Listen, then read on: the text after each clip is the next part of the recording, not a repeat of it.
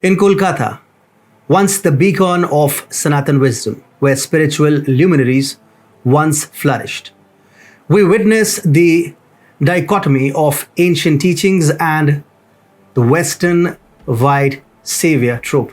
Namaste, this is Atul Mishra, and join me as I delve into such narratives, particularly through the lens of the so-called Mother Teresa.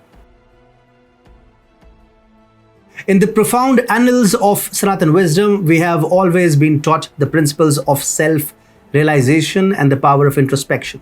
Enter the concept of the white savior, an often patronizing Western paradigm where an individual from a privileged background attempts to rescue those from less privileged cultures. From the vantage point of a Hindu who has been steeped in thousands of years of diverse philosophies, this notion appears almost superficial. Our ancient scriptures speak of the world as one family, Vasudhaiva Kutumbakam. While the intent to help is noble, true assistance does not overshadow or diminish the recipient's culture. One must understand, just as the Gita elucidates, that every civilization carries its own dharmic weight and has its unique path to salvation. And there's a saying, don't give a man a fish, teach him how to fish.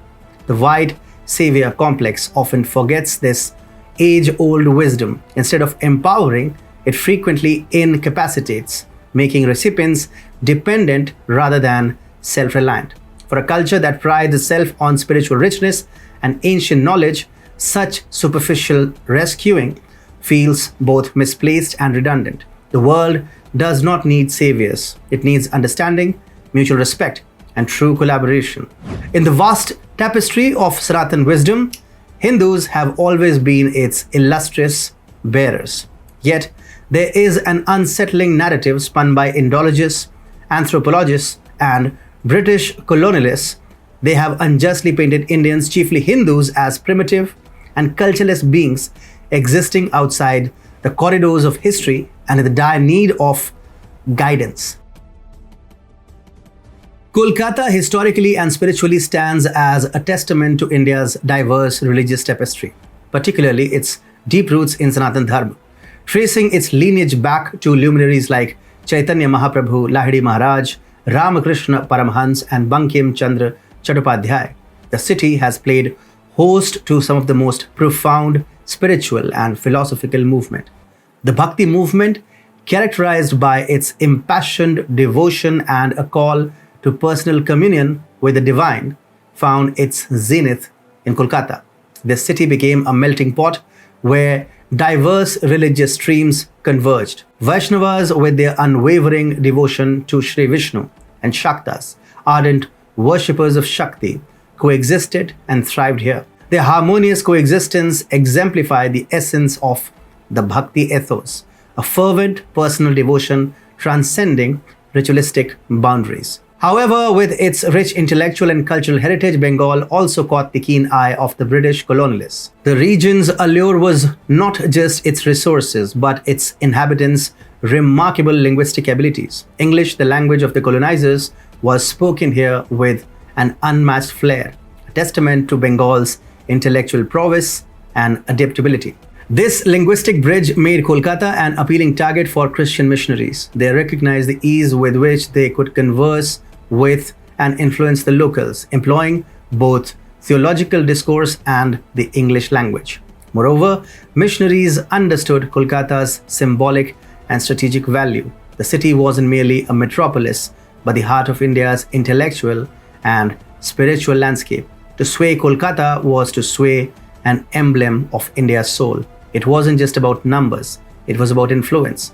For if Kolkata, with its rich spiritual history, could be brought under the aegis of Christian mission, it was believed that the ripple effect would resonate throughout the Indian subcontinent, bringing other regions in tow.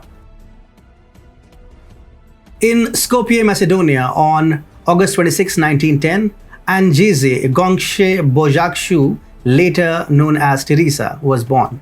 Rooted in a Catholic Albanian household, young Anjeze's early exposures included tales of missionaries in Bengal.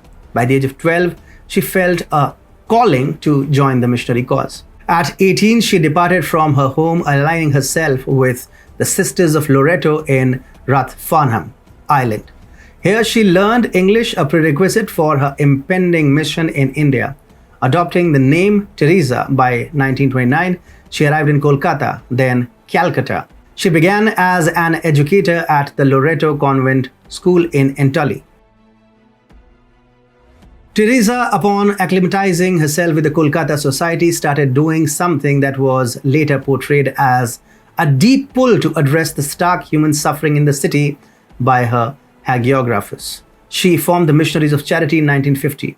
Under this organization, she and her fellow missionaries embarked on various endeavors, Catholic conversion being one of them. They set up hospices for the critically ill, centers for the differently abled, as well as orphanages and schools. However, the quality of care and the organization's methods were hellish, to use the softest word in the dictionary. The hospices run by Missionaries of Charity paint a grim picture. Within their confines, lepers intermingled with general patients, leading to an unsettling medley of suffering. Dysentery-stricken patients inadvertently tainted the premises with human waste, turning the environment alarmingly unsanitary. The cacophony of agonized cries and ceaseless coughs filled the air, making the atmosphere almost suffocating.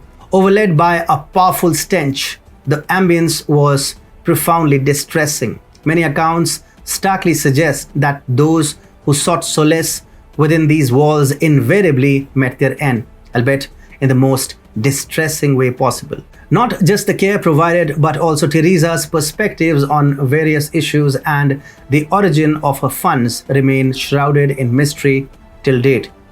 Missionaries of Charity, its operations and influence remain topics of extensive discussion, often not positive. The most important question to ask is, did the dying really ask for Teresa's help? Or did the corridors of a white savior complex guide her intentions? An analytical dive reveals that her very nature of intervention was white savior complex at play.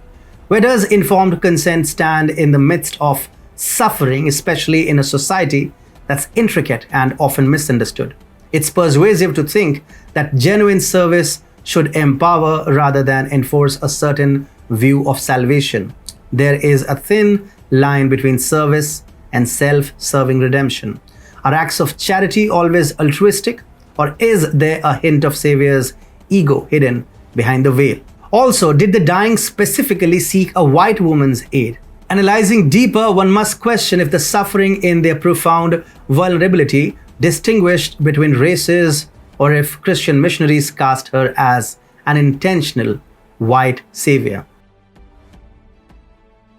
Teresa's work was just a facade for conversion, using the narrative of pure altruism in the face of religious dynamics. Teresa, a saint, equated a dying man's agony to Jesus' embrace. Her provocative statement met a visceral response: "Ask him to stop kissing me."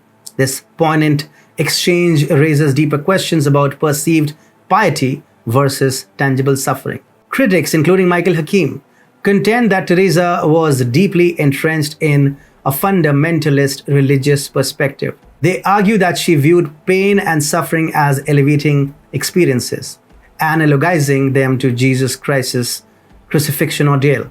Such a worldview, they suggest, skews the perception of genuine human suffering. Teresa's associations have often raised eyebrows, notably her relationship with Haiti's notorious Duvalier family, Papa, Mama, and Baby Doc, rulers marked by their oppressive regimes.